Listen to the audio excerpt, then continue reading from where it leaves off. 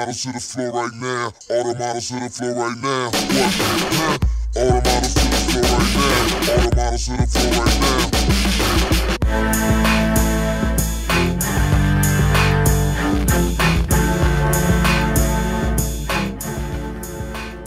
now. What's up, everyone? Welcome to the Sports Reality. My name is Jeremy John, here to bring to you all things sports. And let's welcome my man Mike in the building. Mike, how are you?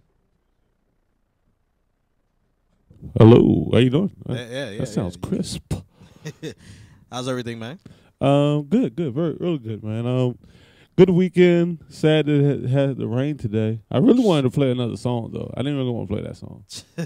What do you call it, man? It's a dreary, rainy day here in the DMV. Is it tears for what happened yesterday? What are we talking about? Oh, okay. We'll talk about it later, I guess. We'll talk about that during our NFL segment, right?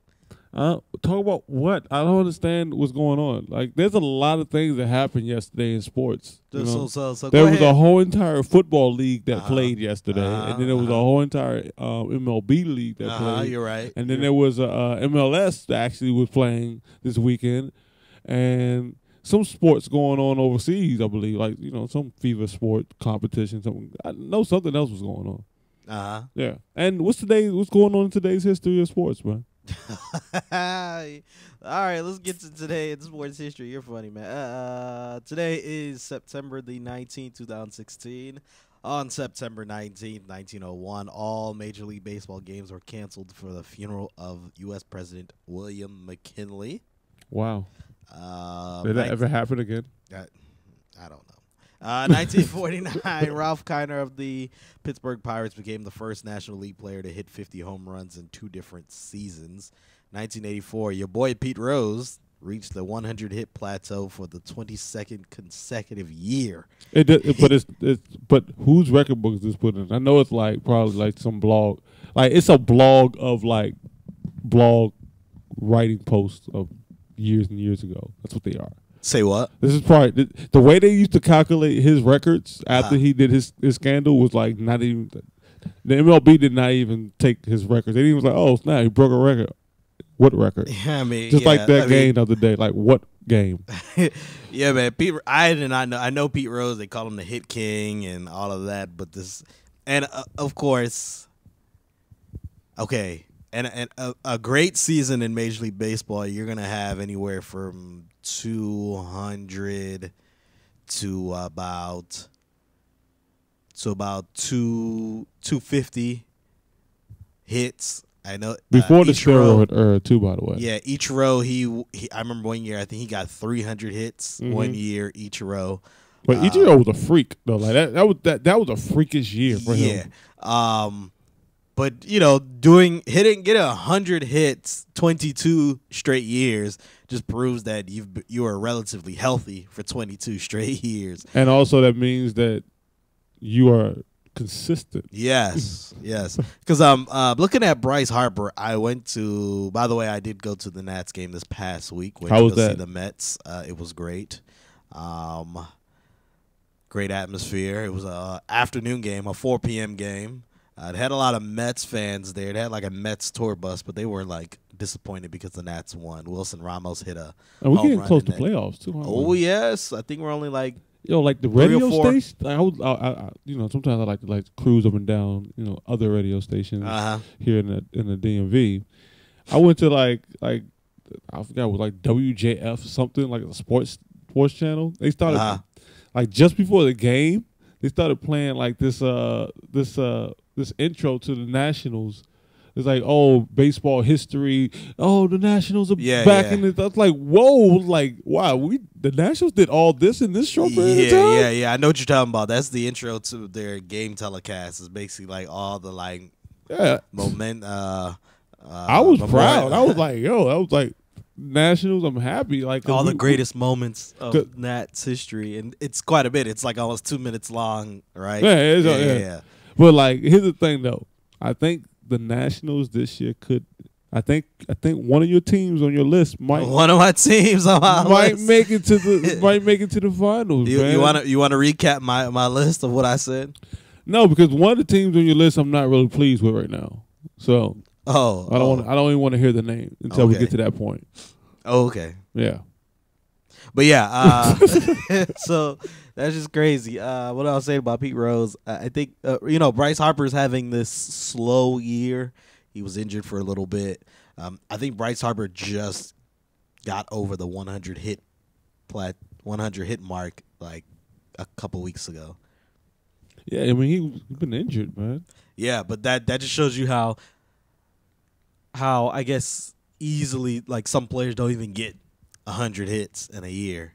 And Pete Rose has just been killing it. But Pete Rose, remember this, Pete Rose was injured. He did get injured in them years. Yeah, but not like to the point that he couldn't be decent. No, understand this. Like what I'm trying to get at is like these baseball players back then, they were a different type of breed of baseball players. That's why they took PEDs. They took PEDs to get over and greenies. Yeah, they did. Oh yeah, and greenies. There we go. They took that stuff. Took all of that. They took all that stuff to get over their injuries, not to like, oh yeah, we're gonna get an advantage.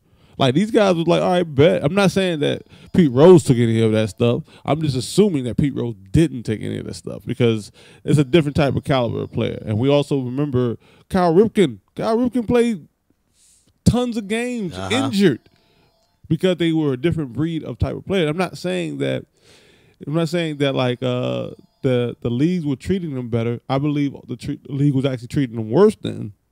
And now they can be like, okay, cool, I can take off about 20 games in the season and be okay now. Back then you couldn't. You had to be consistent. Now you can be like, oh, you know what? I proved myself. I got the check. I got to prove myself again to get a bigger check next year. Yeah, man, definitely. More baseball news, I guess. Mark McGwire, 1997, became the first Major League Baseball player to hit Let me say that again. Mark McGwire became the first Major League Baseball player to hit 20 or more home runs for two teams in the same season. Yeah, that's crazy. It was his 54th home run of the year. And in 1999, Sammy Sosa became the first Major League player to hit 60 home runs twice. Wow. Asterisk. Yep. Yeah.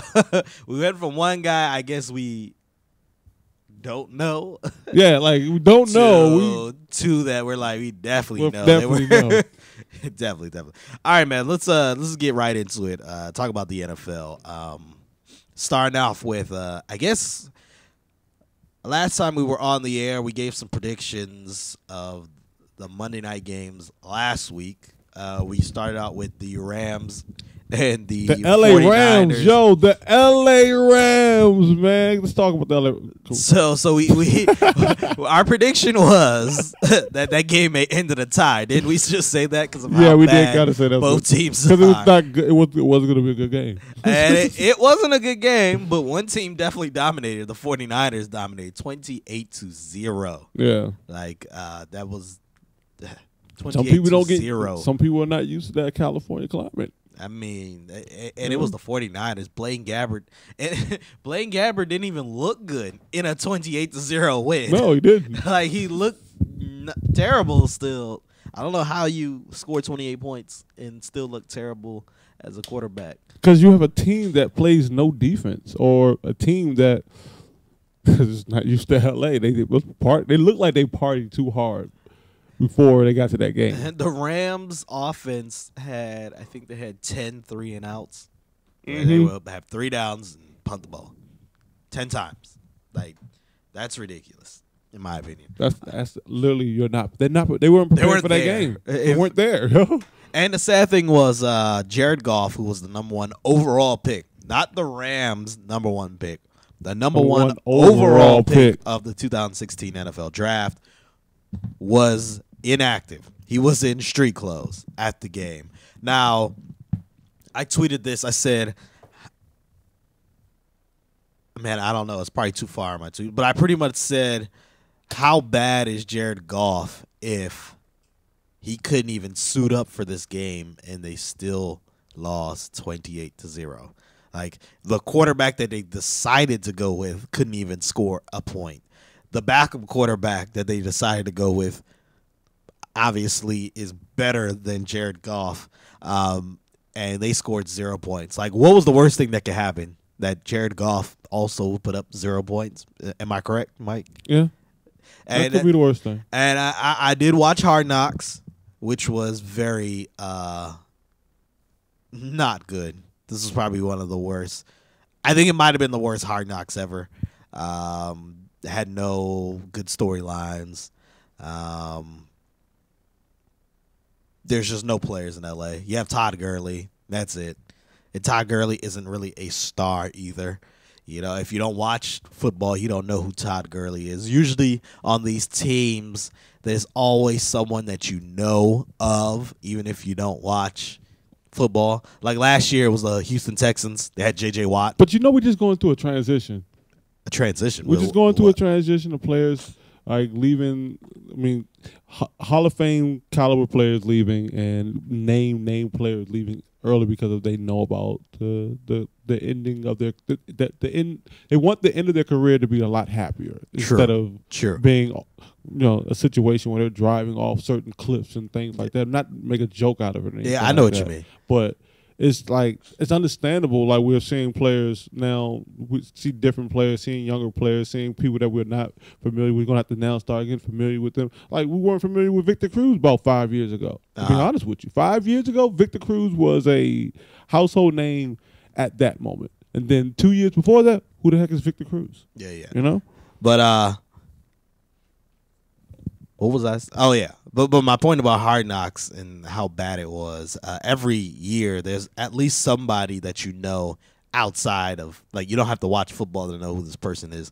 Like the year before, we're not there anymore. We're not there. The year before, Houston, J.J. Watt. Everyone knows who J.J. Watt is. The year before that, Atlanta, you might have had the same thing, but Atlanta still had Matt Ryan and Julio Jones and Roddy White, where they're still, popular guys. Can you name one? I mean, I can say a Donovan Sue or Suggs, but other than them, who do you think is a star outside of, like, just name two new players that are stars outside of the NFL?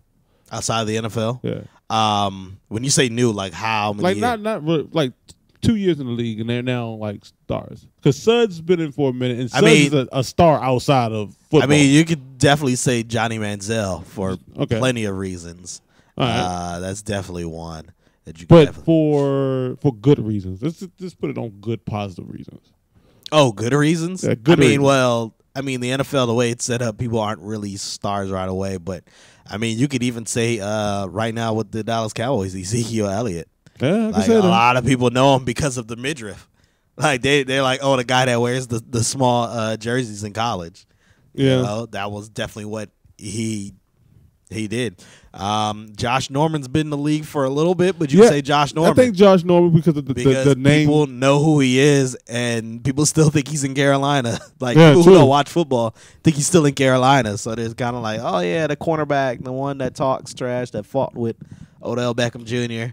I see what you're doing. Odell Beckham Jr. is somebody who, outside of football, you still will know who he is. Mr. Jeremy, I see where you're bringing this to. You're bringing this back up to bringing this to the NFC East. We're kind of getting back to the NFC East. I mean, you're bringing this back. You're leading me to this. You said, and you've actually led me to my next topic. It was about Josh Norman, and we're going to specifically talk about the Monday night game last week because we weren't here. That's true. What was Antonio Brown doing, man? He was out there just catching everything. Good passes, bad passes. People talk about Ben Roethlisberger, was throwing good passes. No, Ben Roethlisberger was not really accurate when he throws to Antonio Brown. I don't think he's ever really accurate. Antonio Brown is just nasty. Yeah, he knows that I could just throw him in that vicinity. His hands, bro. He was born with glue on his hands. I think when it comes to Ben Roethlisberger, he knows when he's throwing it to Antonio Brown that he could throw to that vicinity of him. The other receivers on his team, he knows, hey, I have to be a little more accurate so the defender can't get it.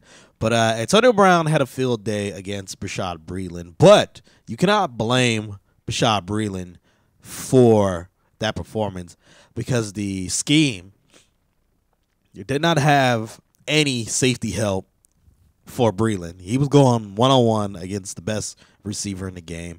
And Breeland is one of the better cornerbacks in the league. The Redskins do have a very good 1-2 tandem when it comes to cornerbacks, but going up against Antonio Brown by yourself is not good. And the excuse that Joe Barry and what's his name, Jay Gruden gave for why. Yeah, that was some bullshit. Yeah, they were like, well, Norman is a left corner, and he's going to stay on the left side of the formation. So of course, Josh Norman did say that he'd rather be on the other side. Okay, he said that. He said that. I understand Josh Norman rather be on a side. However, when you are the highest paid cornerback ever, there's certain points in the game where you just got to say, look, you got to follow this dude. Even if you're playing zone, you got to at least go to his side to make him feel like you're playing man. What do we say about D'Angelo Hall? What we say about him? We said that he was not going to be seeing that much time on the field. I mean, D'Angelo Hall was on the field. He just was playing safety and not playing it effectively. Yeah. And that was another Who's thing. on the field? You're right. D'Angelo Hall was not helping Breeland out at all. Why do we have him at safety? I mean, I'd rather, if he's going to be at safety, we should just be having him at nickel. He should be a nickel guy. I'm sorry. I mean, because he can't play nickel. Why can't he? Because of his Achilles. Remember, he ruptured both of them. So he's slower now. He's older and he's slower. So we put him at safety so he could be back there. He doesn't have to use as much of his. He doesn't have to be as fast. But he's great on the forward though. He's not great on. Hey, he's gonna get burnt if someone takes him long. But if he puts pressure on him, he's good. I mean, he can't. That's the problem. I feel like the Redskins are kind of doing him a favor. Like, it's hey, gonna man, cost we us keep you in the league so you can play safety. It's gonna cost us games, and it's gonna cost us money doing that crap. Yeah. So Bashaud Breeland, you can't blame him for what happened on Monday night. But let's move on to week 2. Week 2 officially started Thursday night. Had a game Thursday night. It was the Jets against the Bills. Jets visiting Buffalo. Scored 37-31. Interesting point about that game, Tyrod Taylor got sacked. Referee Ed Hockley pulled him out of the game and put him into the concussion protocol. He was angry because he's saying, I'm fine. But he went out there, they checked him out, realized he didn't have a concussion. They put him back out in a few plays.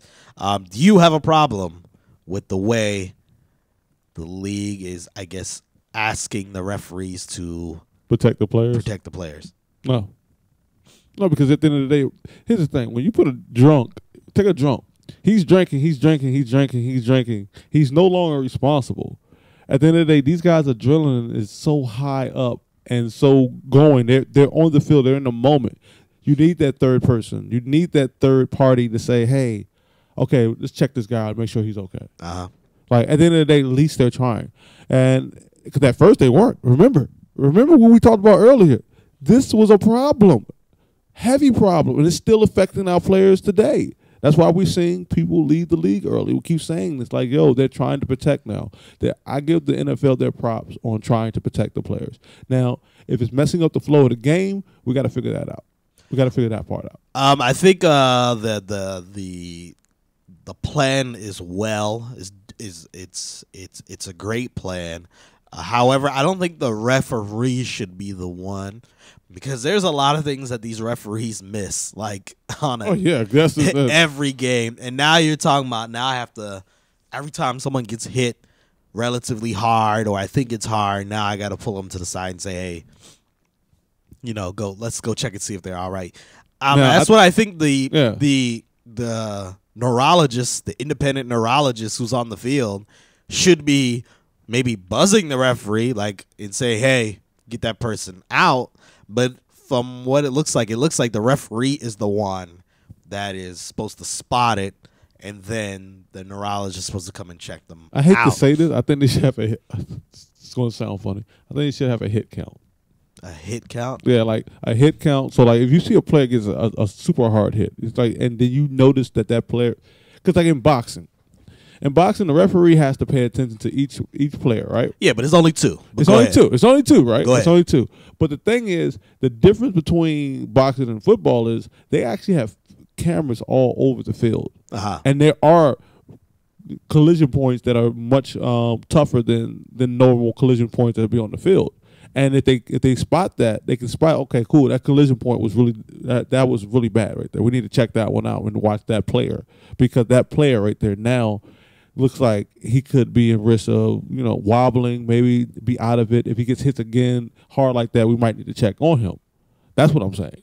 Yeah, like at a vantage point, because at the end of the day, a referee doesn't have a great vantage point. What's how many's in the squad? 5 in the squad. I'm sorry. The squad of referees is 5 of them. I think it's like 6 or 7. 6 or 7. Yeah, six of them versus what? 21 players on the field, 22 players on the field. Like, yo, it's hard for an individual person to say, let's take that player out. That's why I think they need to have a vantage point. They need to have a camera or a second neurologist on the field, or not on the field, but in the booth where he's checking out things. He can see that how the players are reacting to these hits.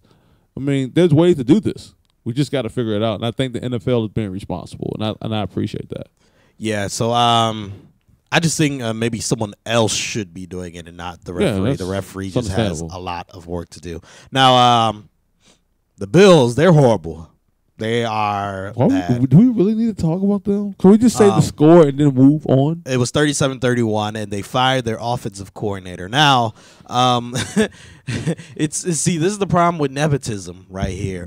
Rex Ryan, head coach of the Buffalo Bills, who, by the way, removed his lap band because his brother Rob Ryan had a negative experience with his lap band, and he said, look, I'm going to remove mine, and we're going to lose weight together.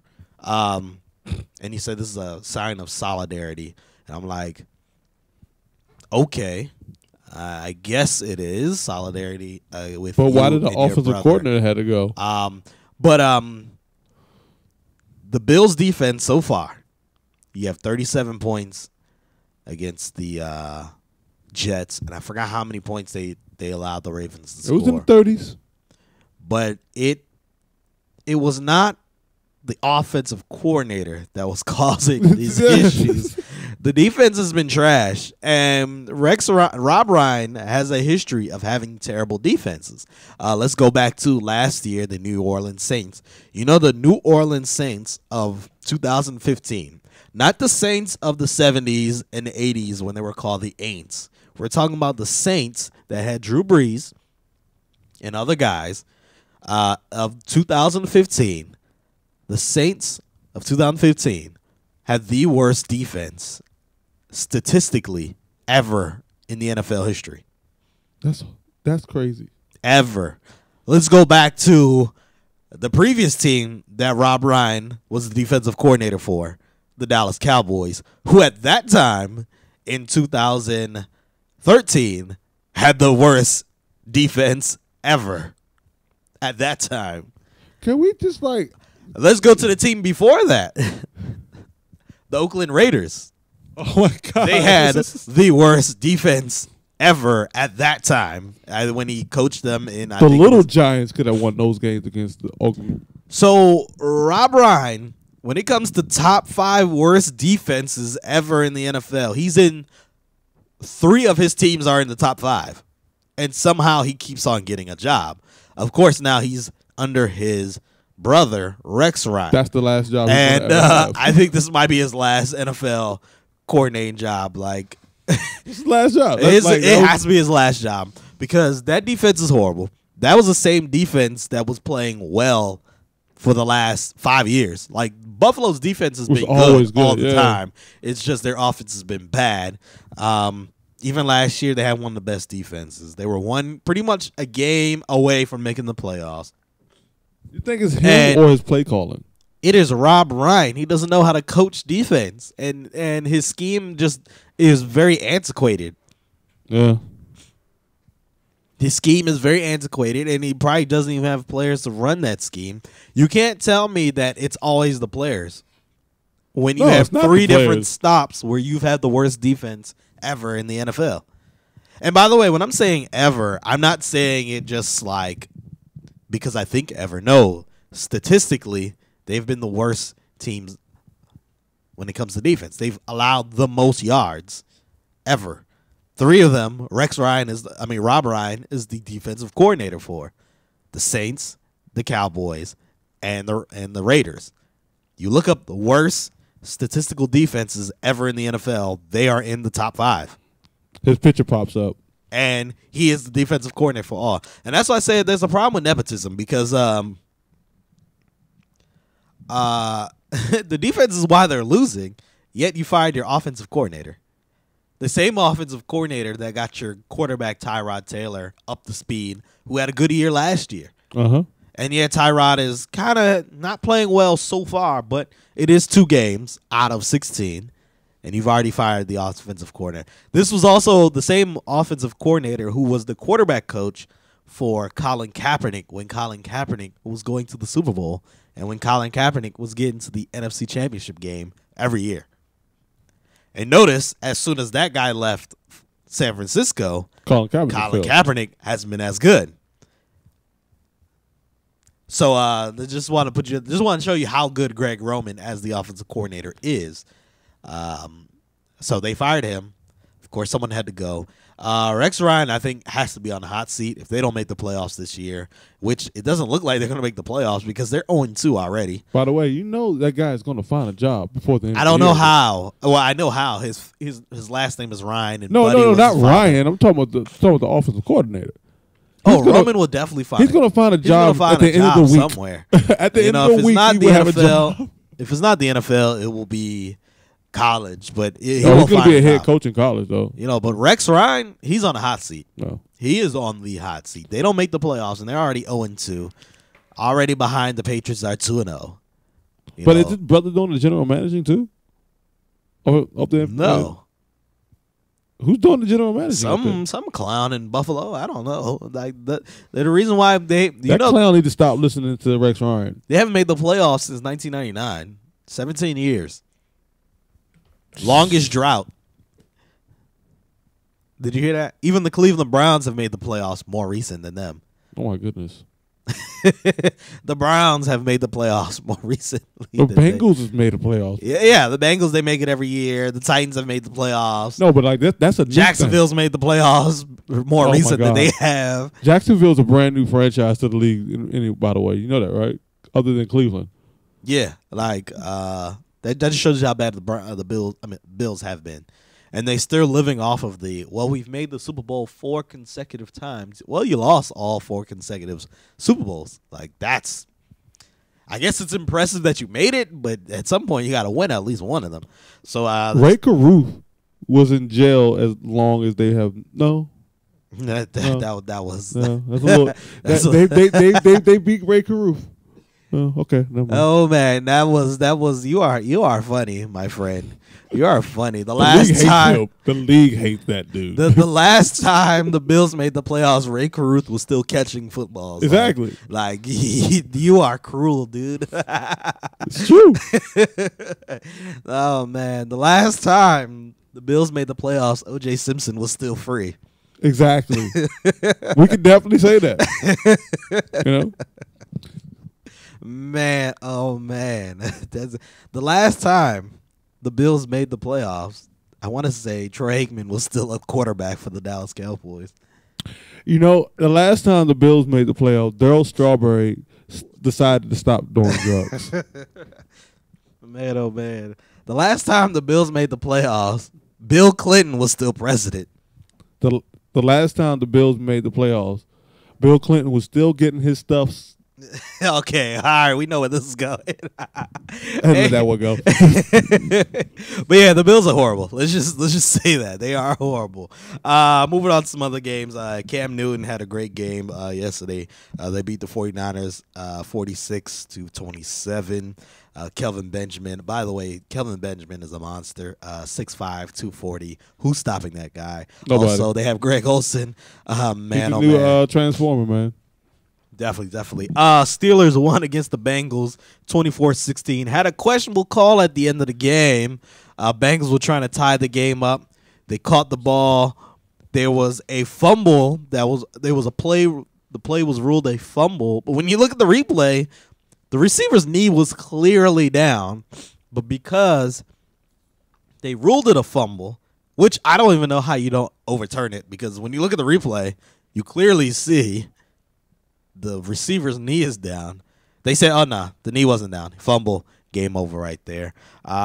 It was raining all day, so Antonio Brown didn't do well. A.J. Green didn't do well. Gio Bernard, he did okay near the end because he got a long pass and he scored a touchdown. But Jeremy Hill didn't do anything when it came to fantasy numbers. Very, I guess, smash mouth game, and the Steelers won 24-16. This was another boring game here until Victor Cruz made a impressive catch with about a minute left in the game to put the Giants in field goal position. Giants win 16-13. He did the Victor Cruz, didn't he? Huh? He did the Victor Cruz. Well, he didn't score, so but he should did the Victor Cruz. He should have. Because put it in position, do what you gotta do. Texans beat the Chiefs. Finally got some payback because the Chiefs have been beating the Texans a lot recently, and especially with that, I think it was a 30-0 victory that they had in the playoffs last year. Texans win 19-12. They're now 2-0. The Titans come back and win, and they beat the Lions 16-15. Interesting thing about that game, Matthew Stafford was running and ran over a cornerback, trucked him. Matthew Stafford is a big quarterback though. Yeah, but he's still a quarterback. Okay, he's not Cam Newton, and even if Cam Newton is running over people, it's still impressive because it would be. Yeah. It's like, whoa.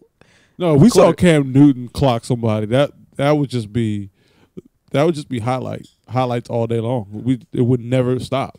It would stop at the end of the season. You want to hear what happened with the Cleveland Browns? They were up 20-0. You mean the quarterback circle they got going there? They have a quarterback circle first. 20-0 in the first quarter. Yeah. And you want to know what the outcome of that game was? Not a good one. 40-20. Well, they lost. The Browns lost 25-20. Didn't score a single point after the first quarter. The Ravens came back and won 25-0. Josh McCown, I was telling my brother because we're sitting there. We know, okay, RG3 is out for the season for 10 to 12 weeks. That's the season. So it might be the season. And a lot of people have been, especially in this area. Oh, my goodness. I feel like in this area, they're talking about RG3 more than Kirk Cousins right now. They are. They are because they still can't get past RG. And they're like, oh, my gosh, look, you see what happened? We knew this was going to happen, blah, blah, blah, blah, blah, blah. He's not a good quarterback. No, you didn't know this was going to happen. Come on. He's not a good quarterback. This yada, yada, yada. Josh McCown, he's so much better. He's so much better than RG3. It does help out to know that, like, it wasn't exactly – like, no one knew he was going to run into a cornerback, like, head on and get this injury. No one knew that. But, like, I'm just saying, but we know that it's not the Redskins. Like, it wasn't the Redskins' fault that this guy was constantly getting hurt or got himself in that position. Yeah. Now, the other stuff, okay, that's the Redskins' fault. I blame the Redskins all day long for that. But the injury and his technique of sliding, homeboy still doesn't know how to slide. He doesn't know how to slide. Like, until I hate to say this, he might end up having to do a switch and might have to use those legs for catching instead of throwing because he can't be out there catching hits like that. He's gonna have to use them. Right. I'm saying use them for catching. But what I was saying about the Browns was my brother and I were sitting there watching the game, and I'm like, look, everyone's talking about. Even the commentators, they're talking about, oh, Josh McCown, he has a rapport with these guys and he's playing so well. This is in the first quarter. And I'm like, because they love him already. I said, there's a reason why he's been a backup for 10 plus years. Like, if he was so great, he would have been a starting quarterback at some point.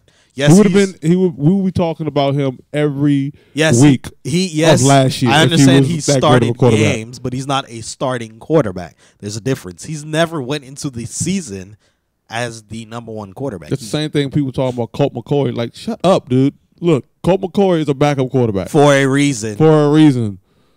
Thank you. Remember last week, last Monday, of course, the Rams lost 28-0. And they had their home opener, and everyone's kind of like, dog, they're playing against the Seahawks now. It's about to be over. Yeah. Well, the Seahawks only scored 3 points, and the Rams scored 9 points. And this might have been one of the worst. This might have been the worst game all weekend. But LA gets their first win at home. They actually were wearing the throwback jerseys too, because and they had a throwback score. Yeah, it was a throwback. It was a baseball score, 9-3. That's back in the. Remember we was talking about this last week when they couldn't throw the ball. Yeah, it sounded like they couldn't throw the ball. Exactly. Jameis Winston had a bomb first week, and he had a terrible second week. It happens. Cardinals defense stifled him. He didn't play well. Not just him. The rest of the team didn't play well, and his defense didn't play well.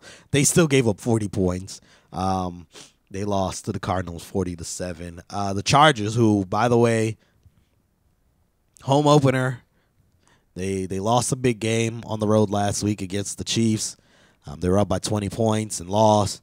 Everyone's kind of thinking, okay, Jacksonville, because Jacksonville's that team that everyone's hopping on now, like, oh yeah, they're about to be good, Because their young guys are now older guys and they're getting experience. So they're 0-2 and they lost 38-14. But still don't mean nothing. And Chargers look pretty good. Danny Woodhead did have an injury. Now the Chargers is a team I would invest in. Why? Because you'll find out sooner or later or not. I promise. I mean, it's a lovely city, I heard. No, it's not that. It's just the Chargers. The Chargers, they've been on the down for a very long time. I think it's time for that team to shine, and I think they got the players to do it. Well, they lost Keenan Allen for the year, their best wide receiver. So we're going to see how things go. That's one knock for them. Melvin Gordon is still trash so far. Am I correct? Yeah. Raiders, man, the Falcons-Raiders game was pretty decent. I was watching it, but the Falcons won 35-28. The Raiders, I love Jack Del Rio as a coach. Man, he's going for it on fourth downs. Yeah. He's putting his faith in his team, and he's definitely he has trusted the team, and they're going to be exciting. Derek Carr, very good quarterback, got him on my fantasy team. Amari Cooper got him on my fantasy team also. Impressive game. Broncos scored 2 defensive touchdowns. They won 34-20. News there in that game. DeMarcus Ware looks like he's broken his forearm. There'll be a MRI today to decide if he's going to need surgery. If he doesn't need surgery, I say DeMarcus Ware is probably going to miss 1 game. He'll probably miss about 2 games. I have to say that. But knowing his history, he'll probably miss 1 game and then put a cast on and we'll play. But why? No.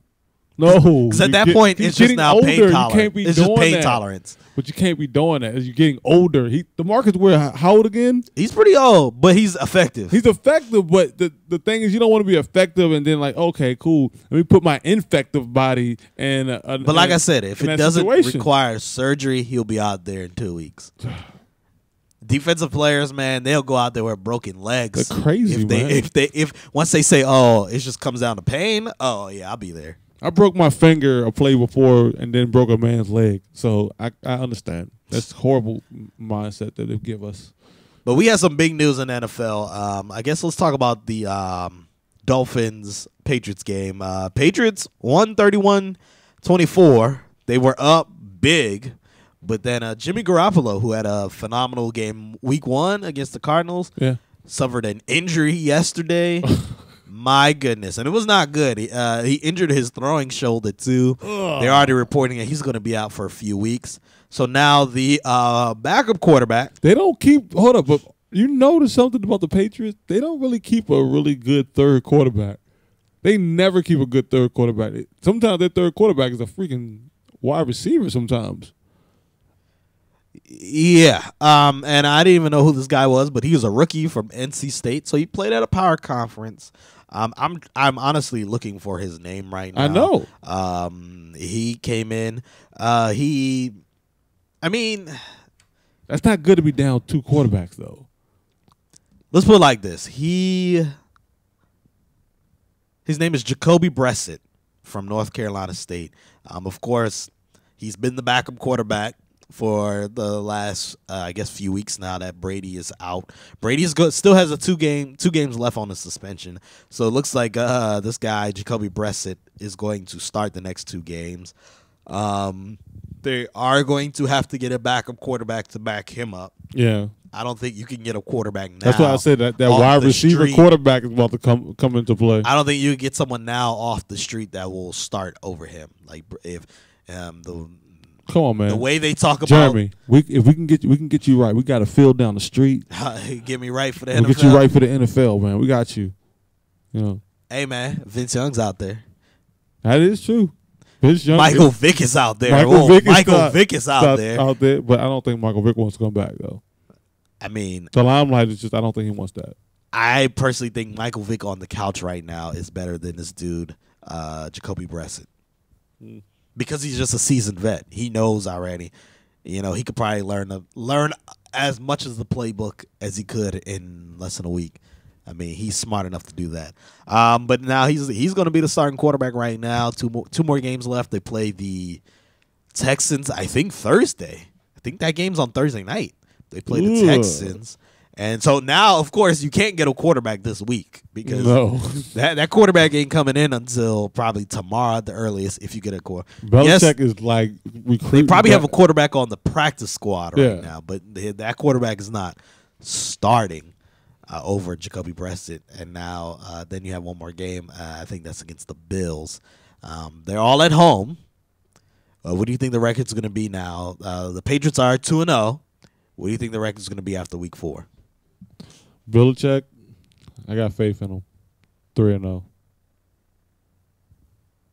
So you have faith in him? I got faith in Belichick. Like, if you could do it with this guy, and then, I got faith in him, man. I think Belichick got a great game plan for the coming up week. I think they're going to go 3-1. Yeah. And they're going to lose on Thursday. I think with they're going to lose. I feel like this week 4-0. I feel like short week, even though they're at home, short week for this quarterback might not be good.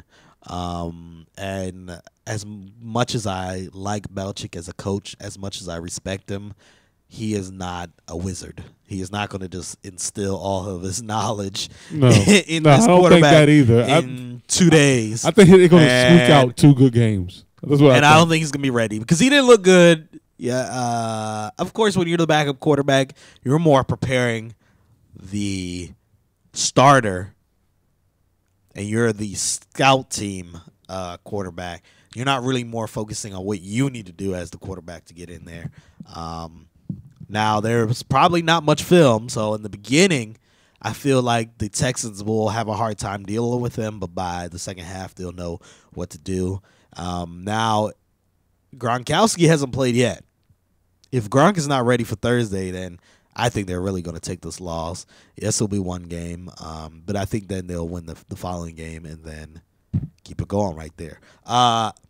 Sunday night's game, we had the Packers visiting the Vikings in the Vikings' new stadium. Stadium is impressive. The Vikings win 17-14. Shout out to local kid Stephon Diggs for doing the thing. Want to hear a stat line? Go ahead. Actually, there was a stat that I gotta find it. Let me see if I can find it real quick. But Stephon Diggs, man, impressive. I think it was on a Bleacher Report. Let's take a look real quick on the good old Instagram.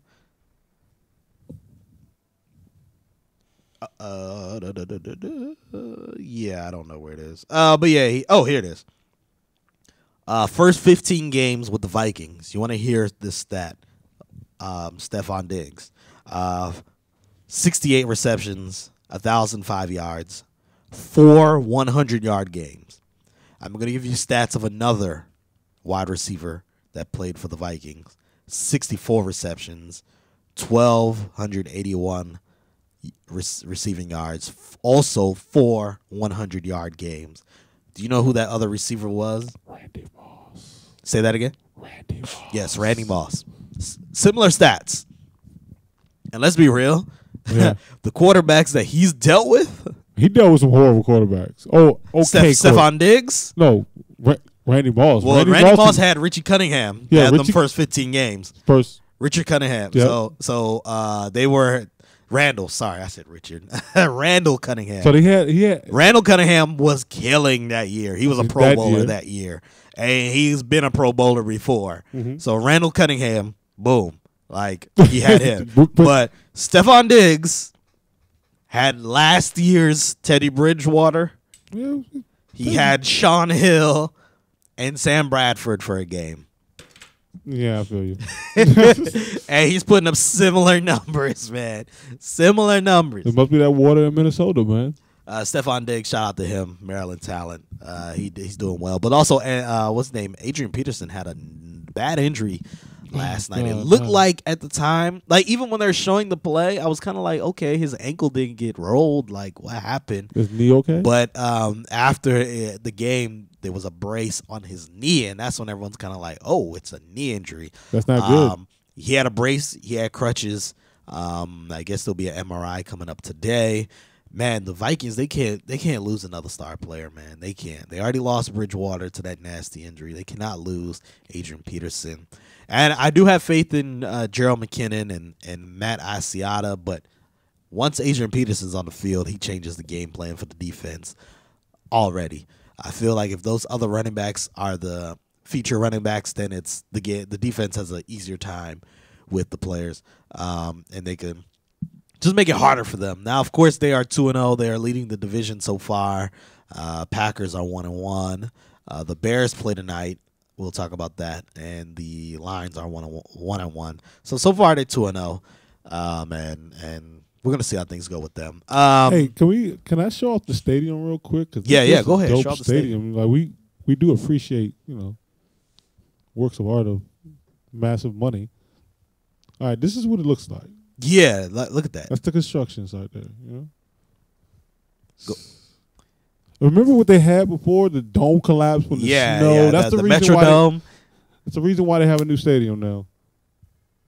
I'll just take you to Minnesota. Look at that. The stadium's really nice, really nice. Also, the way they built it,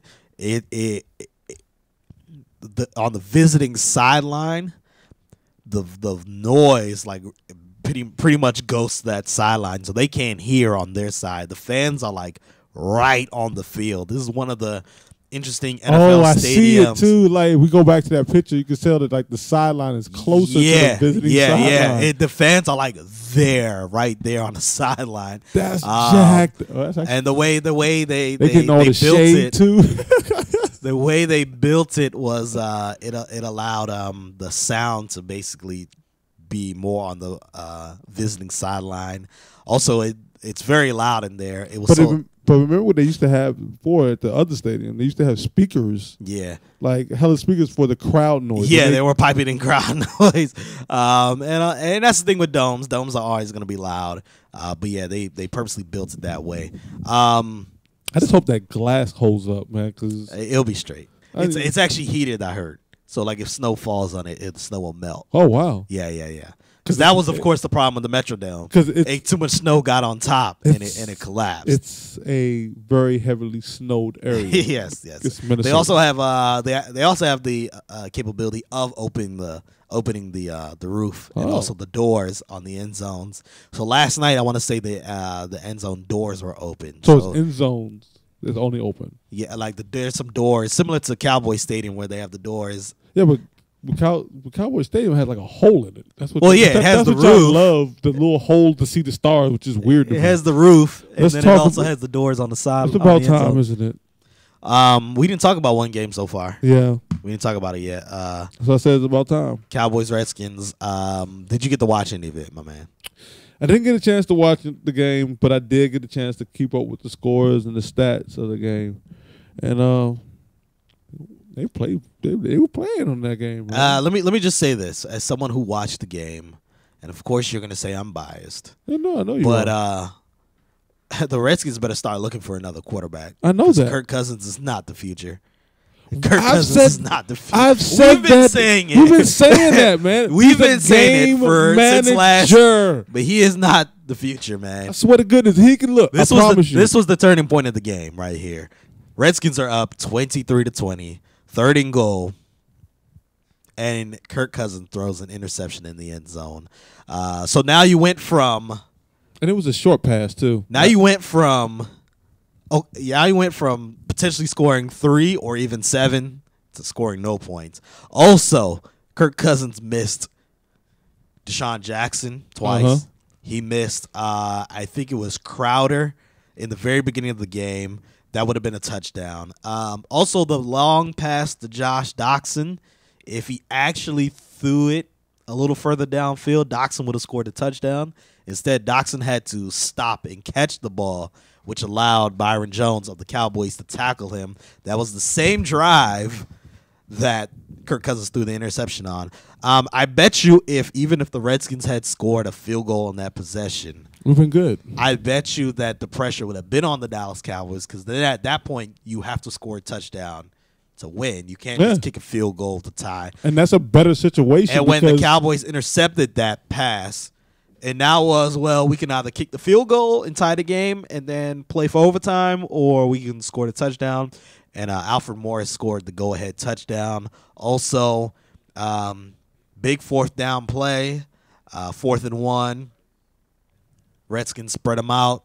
Kirk Cousins came even with them spread out in the shotgun, gets his pass deflected by Justin Durant, a linebacker who hadn't played all game, came in the 4th quarter, who pretty much read his eyes. Everyone knew he was going to Jordan Reed.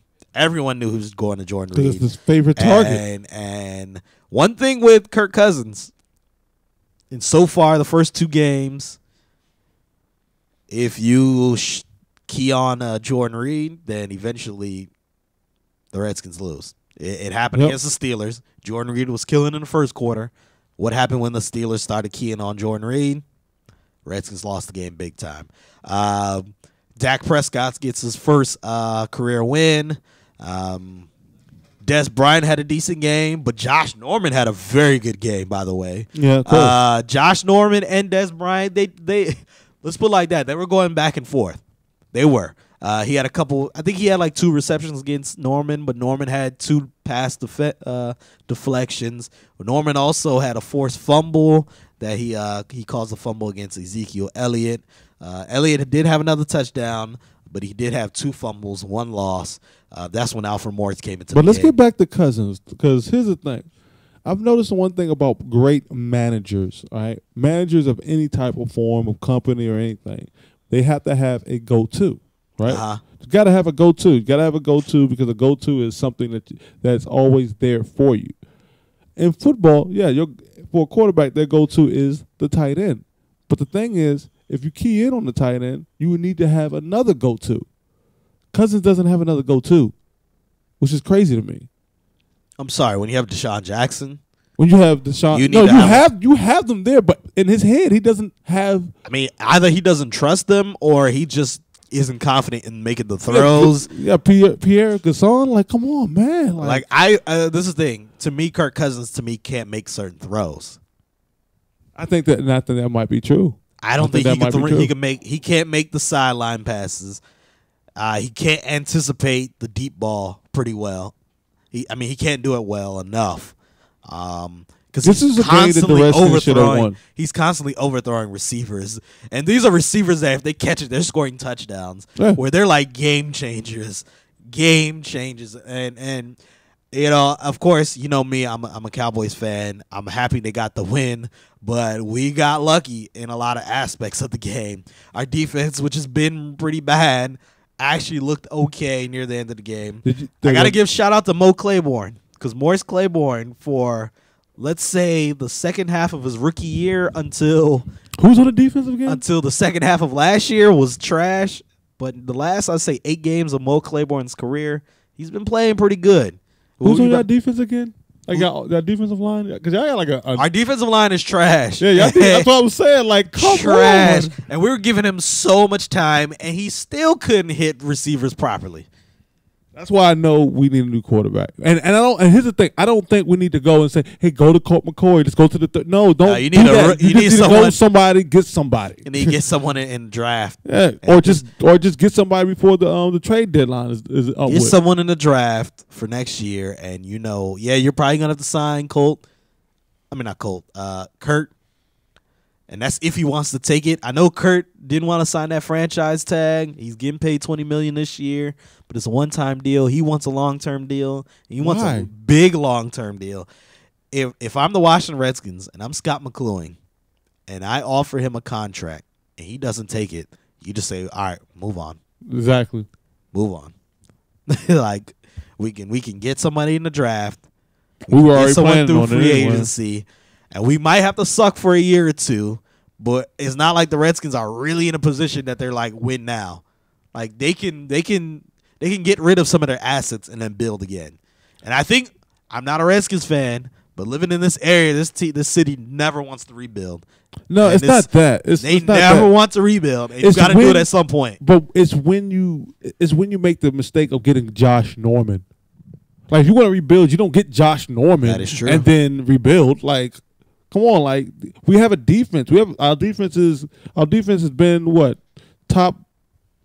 Last year was like not that really well. It was like in the 20s, I believe. So yeah. I mean, but now we can have we look like we can have a defense in the top 10, and it's kind of hard to rebuild off of that. And I think and we have two great wide receivers. I don't think that it really is a situation where we need to rebuild. I think once you don't have a quarterback, you probably got to rebuild in this NFL. This NFL, you don't got a quarterback. Like I'm gonna talk about my team.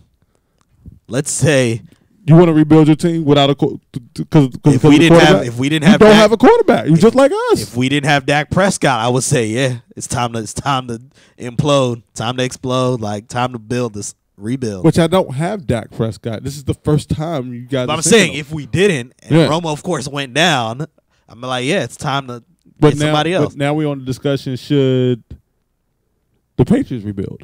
No, we know Brady's coming back. No, he is actually coming back. Like, but and Jimmy Garoppolo was there. Like, we know once he comes off this injury, he's fine. Yeah. Like, it ain't a knee injury. It's not constant concussions. We know they're gonna bounce back.